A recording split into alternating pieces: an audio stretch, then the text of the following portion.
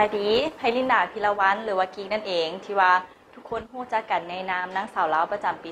2009 ที่ว่ากิ๊กนั่นได้ฮู้จักกับบริษัทลมิตา Health and Beauty นี่ก็ย้อนพ่อแม่ของกิ๊กเองที่ว่าเพิ่นเป็นคนที่ว่าฮู้จักกับบริษัทนี้ได้นำใช้ผลิตภัณฑ์และก็ได้เป็นเจ้าของศูนย์ที่ว่าอยู่ประเทศลาวก็คือ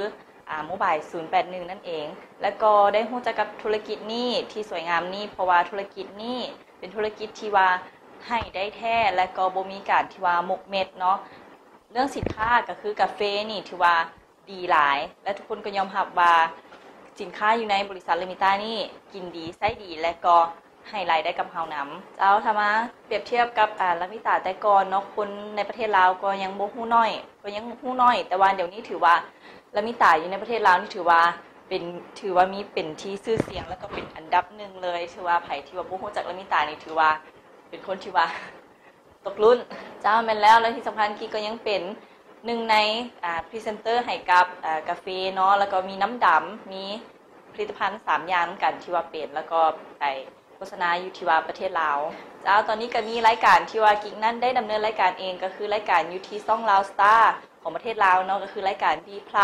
เวลา 14:30 หา 14:45 ก็คือ 2:30 หา 3:00 หยังที่ว่าจะเล่าถึงเรื่องของสุขภาพความงามของแม่หญิงและก็มีกิ๊กที่ว่าเป็นพรีเซนเตอร์ของกาแฟก็มีพรีเซนเตอร์ของกาแฟก็คือกาแฟจะเป็นผู้ที่ว่าสนับสนุนรายการก็อยากให้ทุกคนนั้นติดตามผลงานกันแน่